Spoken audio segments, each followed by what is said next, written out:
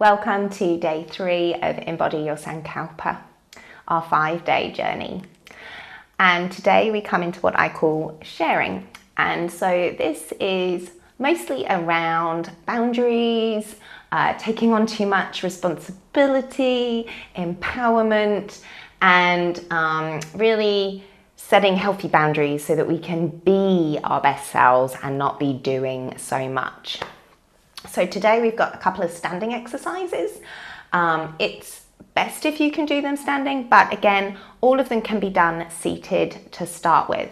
So I'm going to show you a couple seated and then we're going to go and stand. So the first one is a return to sender exercise.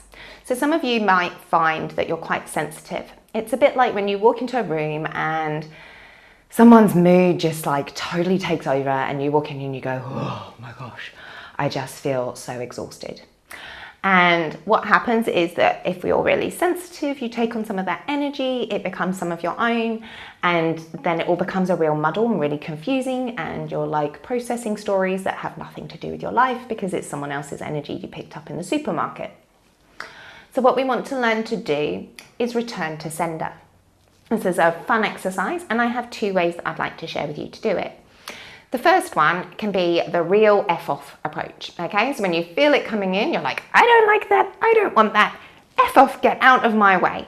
And you can use whatever words you want to be, go back, return to sender, that is not my energy, that's not my feeling, I don't need to know it, like get out, you're really disgusting, okay? And you can be as unpleasant as you want in that return to sender. One word of advice, don't say it out loud at the person in front of them. Try if you can, either to do it energetically through emotions and thought in your mind, feeling that energy pushing out in your body language. Maybe you might find that you like just hold a bit more space and you're a little bit more like in your posture to help you with setting that return to sender. But also what you're starting to do is take up your space and set your boundary. The other way that I really love to do is to do it with gratitude. So whatever it is that comes into my space, I acknowledge that it serves a purpose, otherwise I wouldn't be experiencing it. And so I thank it for coming my way and for showing me a lesson, but that I don't need it and it can continue to move through and on to where it best serves. So for me, it's more of a passing through. I'm more of a thank you very much, that's lovely, and continue to flow. Because remember, what we're working with here is vibration and feeling, and that is something that moves through from real physical form to non and back again. And so we just want to continue to let it flow and not get stuck in us becoming an issue and a health problem for me in the future. And I love working with gratitude because it's one of the highest vibrations we can work with, along with love. So when I work with gratitude, I'm uplifting and allowing that energy to serve a higher purpose. And then it doesn't suck me down into the ughness of it all. And trust me, I've felt that ughness. So that's the first, is our return to sender.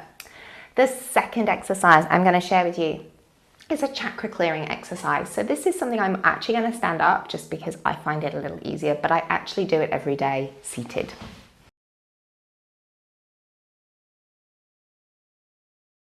The first thing we're going to do to clear the chakras is we take our hands and we breathe in. It's lovely if you've got a nice essential oil, something even like a flower water that smells really beautiful, really uplifting. Think of something you're really grateful for as you breathe, something really beautiful and something really inspiring. And then after 3 breaths, you take your hands to your crown and you just start to cleanse and clear your crown, asking to cleanse and clear and return it to its sovereign domain.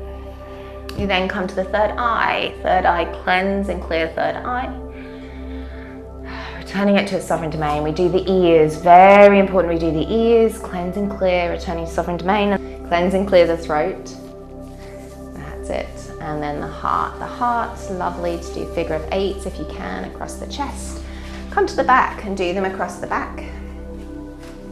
And then solar plexus, again, you can do figure of 8s, but I often find that it's really nice to do circles once I get to the stomach.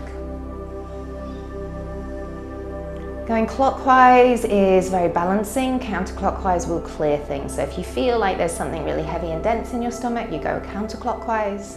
and then return to clockwise just to finish and close it in balance.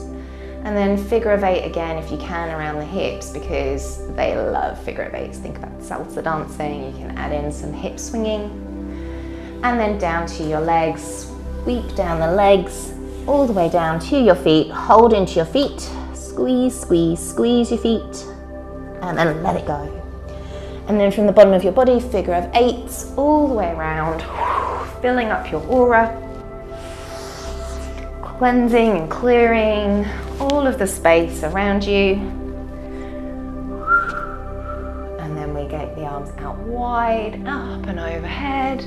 Connect the hands and draw them down to the heart center. And let them rest in heart center. Take a moment at heart center. Connect into what is your responsibility.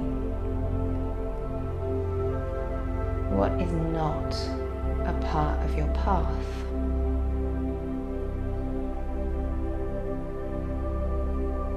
Let it go, give it back, return it to sender.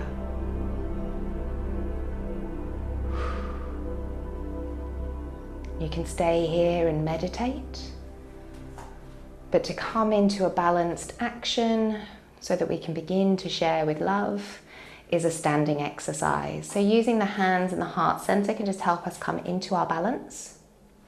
What we're going to start to do is just tap opposite hand to opposite knee.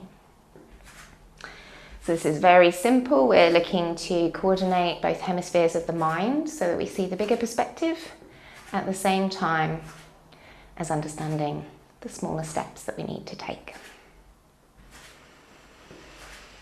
There is a little fun way in which I like to level this up, which is that you do knee, you swing, hinge, knee and down, knee tap, hinge, knee, down, knee, hinge, knee and down, knee, hinge, knee and down. And that's just really good fun if you want to challenge your balance, get a little faster, get some swing in it, and just really make sure that you are centered, healthy boundaries, balanced, in your power, knowing what you stand for. And then you can be in that swing, be in your playfulness, and have a wonderful day 3. So have a play with clearing, setting that out. Do that return to sender on as many people, situations, feelings that are in you that don't feel like they're yours, and really send them back out to where they belong. And if you don't know where they belong, that's absolutely perfect. Just send them back to Mother Earth and she'll know what to do with them. Enjoy your day 3, and I will see you for day 4 tomorrow.